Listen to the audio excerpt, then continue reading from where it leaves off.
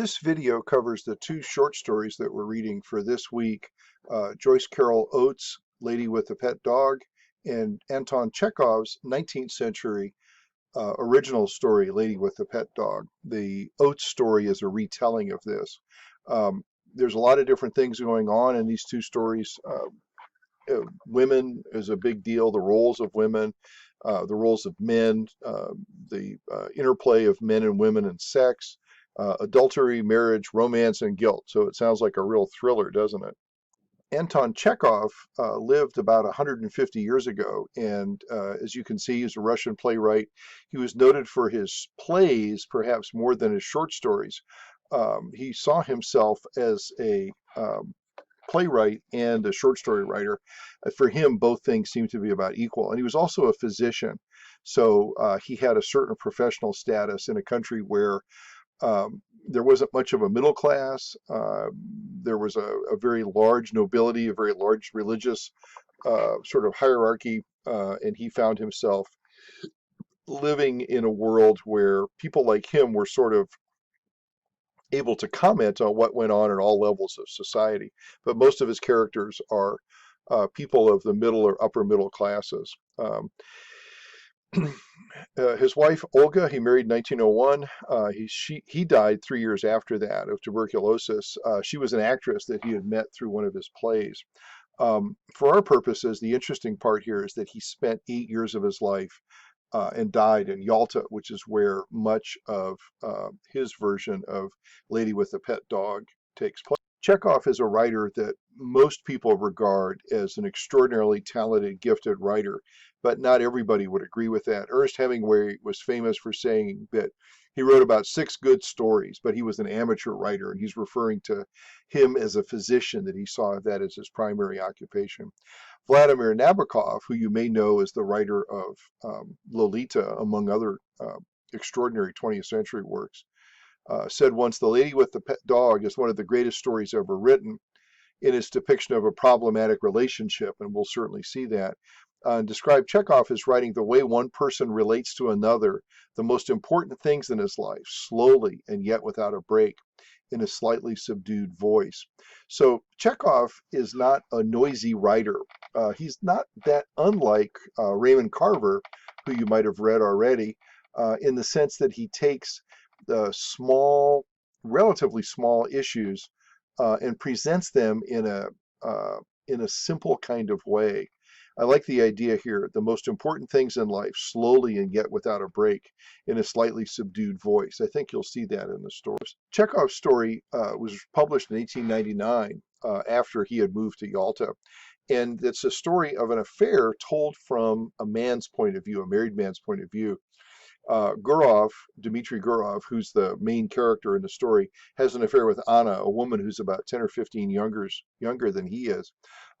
She is married, but she is on vacation in Yalta by herself. He is also on vacation by himself. And of course, they meet, sparks fly, the usual sorts of things happen.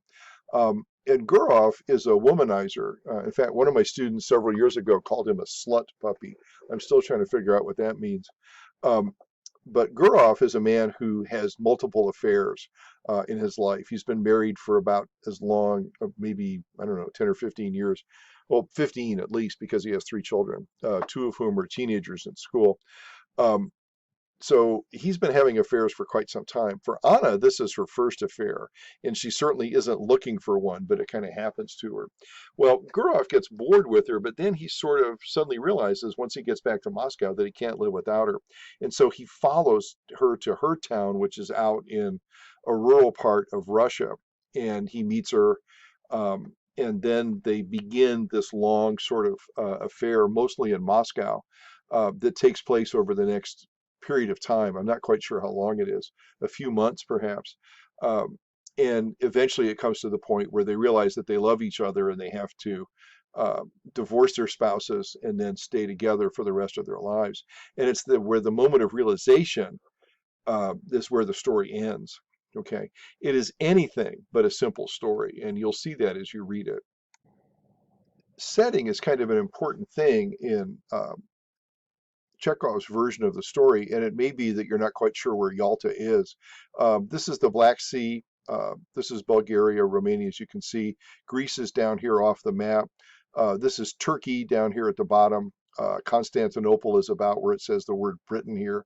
So this is a peninsula, the Crimea, um, that juts out into the Black Sea, and by Russian standards, it's a semi-tropical area. They had Olympics there not that long ago, Winter Olympics, interestingly enough. Um, but it is an area that's always been a resort for Russians. It has been for hundreds of years. You may know it as a 1945 conference place between the Allied powers. You may also realize, or it was part of the Ukraine up here for a long time, and then it was invaded by the Russians. They took it back in 2014, and there's been fighting in the Ukraine ever since. Okay, so a complicated area, but still a resort, interestingly enough. You might like to see some pictures of what this resort looks like. This is what it looked like in 1910. There's a waterfront with a harbor, and there's hotels and fancy houses up here in the hills that go behind it. We'll look at some more pictures here. Here is Anton Chekhov, and here's his friend Maxim Gorky, who is another great poet and political thinker. And this gives you an idea of what the Esplanade looks like. I'll show you a little bit better picture of it.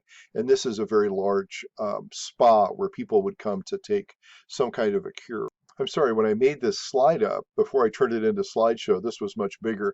This is Chekhov's study, and I know it's almost impossible to see here, but it gives you a little bit of an idea of what middle class, upper middle class, 19th century Russian room would look like. Wallpaper, curtains, a fireplace, little pictures on the wall, and of course Chekhov here in the middle. Here's a picture of Chekhov and his wife Olga. As I said, he didn't marry until he was 41. In 1901, and they only lived together for 3 years. She was an extraordinarily famous actress. She was, I can't think of she was kind of the Cate Blanchett of her age. If you think of her as an extraordinary actress, that would have been Olga's level. She was definitely A-list. Here's some other pictures of Yalta. This is what's called the Tsar's Path, and this is a place that Gurov and Anna go to in a carriage, and they spend some time actually at this very spot looking at the view of Yalta, the sanitarium, the spa area down here by the waterfront, and the rest of Yalta is hidden kind of behind there. But this might give you a little bit of an idea of why people would come to a place like this. I have some more. This is the Esplanade. This is where people would walk. This is a contemporary picture, roughly. It's within the last 5 years. And you can get an idea of the waterfront. This is where people would come walk down and wait for the steamer to come in and bring more guests to come stay at this resort community. Most of Yalta is woods and mountains, as you can see here. And so this is one of the areas, again, where Gurov and Anna find themselves.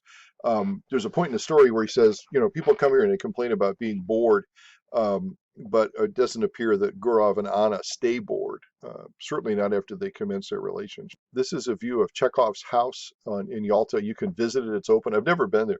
I've never been to Russia. But this is a place that tourists would come to now, and it's furnished exactly as it was in Chekhov's time. Much of the affair that Gurov and Anna have after they return from Yalta and after he goes to the country, to the small provincial city where she and her husband live, and he finds her, and they decide to have their affair. It takes place in this hotel, the Slavyanksy Bazar Hotel, and at the time the story was written, this was the #1 hotel in Moscow. The building is still there. The restaurant that is right here, that's what this big entrance is, that's still there, but it's no longer a hotel.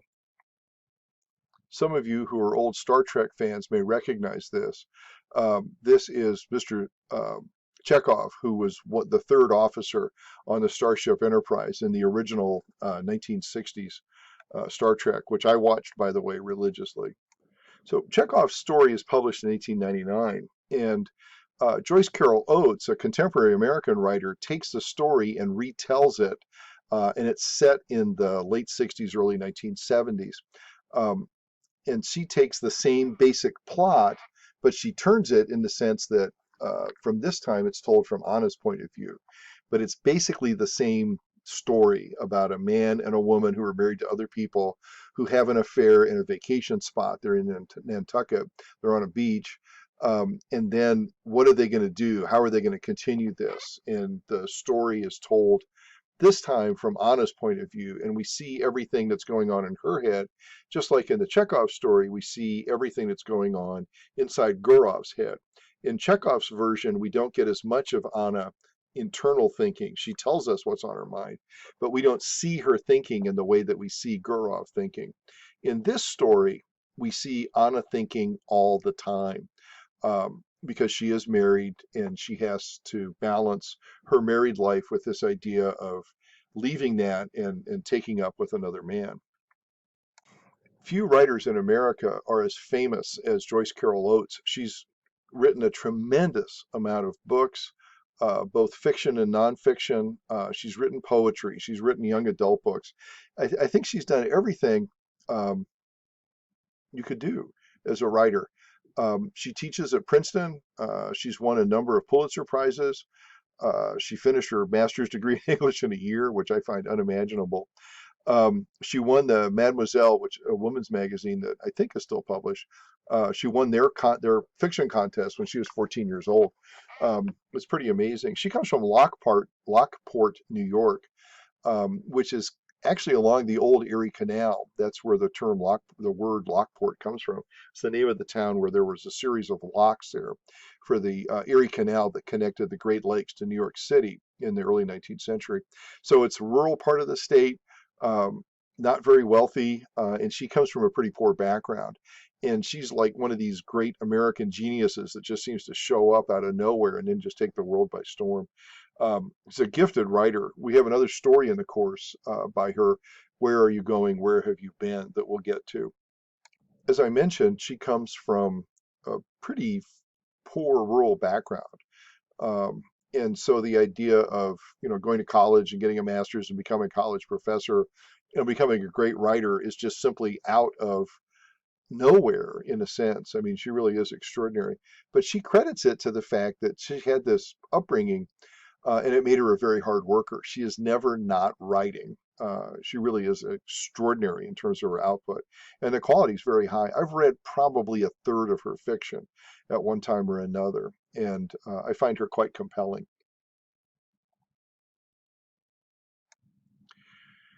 As I mentioned, the Oates version is a retelling of the story. It's contemporary in language. We have updated settings. We don't have to think about, well, what did Yalta look like in the 19th century? What was this hotel in Moscow? Everything in this story will be familiar to you. But here in this case, the man is the one with the dog, interestingly enough. If I remember right, he doesn't have a name in the story, but we do hear about Anna a lot. We hear about Anna's husband. They don't have any children, so if she is going to leave her husband, it's a little bit easier. Um, in the Chekhov story, Anna's husband is a low-level government bureaucrat of some kind. In this case, he manages a factory. They live in New York, and the man, the Gurov figure, who's very different from Gurov in some way, captures Anna because he can sketch her. He does drawings, and he's really a very talented man. But he's a newspaper man by trade. He's a reporter. His wife is in a publishing business, and you'll find all that out when you read the story. Um, this is the interesting question to me, is how the two stories end. Um, in Chekhov's version, you get the sense that everything is before them and it's going to work out. With the Oates story, you get the sense that things have come to a conclusion, but you don't know how things are going to work out. And it may be that we're getting that because we're looking at this from Anna's point of view. Men and women, I think, are fundamentally different in their relationships. And maybe that's why the two stories have a different feel to the ending, even though both end in very similar ways. So I'll be interested to see what you say about that in the discussion. This is the last slide. And this story, like a lot of the other stories that we've read this semester, and we'll continue reading, has marriage as one of the themes. It's one of the things that we look at. And those of you who are sociological critics might spend some time thinking about what exactly marriage is for. What does it do? What's its function? Because this is certainly a pair of stories where marriage becomes a burden in a way to people in them, and then they decide to make changes. And the question is, Are they drawn to another person for the right reasons? Is their own marriage not working? Do they expect too much or too little out of marriage? What exactly is going on there? Is there an issue with the institution, or is there an issue with the people? That's an interesting question. The other thing is that we tend to get married fairly young. Many people do. The average age for a man marrying in the United States is 29, and for women it's 27, I think, which is considerably older than it was 40 years ago when my wife and I got married. And that's because more and more women establish a career now before they get married. Whereas in the old days, you might have married younger and then may not have even had a career. Um, and so that's an issue that doesn't really raise its head, the career business in the stories. But the notion that you marry young and you're not quite sure what you're getting into, and then when you get older, you suddenly realize maybe I could have done something different. Maybe there's some other way to do what I'm doing. That might be something to think about with this. What causes our affections to change, and how big an impact, can one person have? And if they do change, why did they change? What makes us see people in a different way? Um, and so the question of making choices then about, do you marry young? Do you wait? Do you look at these stories as cautionary tales that says, oh, don't get married when you're young, wait till you're a lot older? Or do you look at these things and say that human beings are always in a state of flux, they're always changing, and that at certain points we make choices, not really understanding the full consequences of those choices? So it's an interesting question. And then the role of family in all this. How fungible is a family? Can you just leave a family? I mean, I don't know. Um, in my side of my family, nobody ever gets divorced. I mean, they just never have. Don't ask me why, but they just don't. And the same is true on my wife's family, except that two of her sisters have never married. And one of them is on her third husband. And Mary and I have been married, like I said, about 40 years. Um, so I don't know. I don't know what family might signify to you. But in these stories, family becomes a place where neither Gurov nor Oates' Anna are happy. And indeed, the other characters, the two men in the stories, as well as the two women, their families become kind of a burden to them. And again, I'm not quite sure what that signifies, but it's something for you to think about. Like, our family's a prison, our family's a place of refuge. I mean, I really don't know. But the way they're depicted in these stories is complex. Gurov seems very unhappy and his wife seems to make him unhappy. Um, in Anna's case, she has no respect for her husband in the Chekhov story. In the Oates version, the man has very little respect for his wife. Anna would like to keep the family going, but she feels like she's doing all the work, and that maybe things, the price is not, it just isn't worth it. And so you kind of look at the roles of families in all this. And of course, we've looked at other stories where families have a complicated lend a complicated aspect to the story. And then the last thing to think about is place. In both stories, the affairs begin in vacation spaces, and they begin near the water, where there's kind of a transition between two states of being, between the solidity of land and the mutability of water. And you wonder whether there's a symbolic connection between the places where these things happen and the actions where they take place. And so as you're reading the stories, think about some of these things. And again, I'll look forward to seeing what kind of responses you make to the prompts. Thank you for your attention.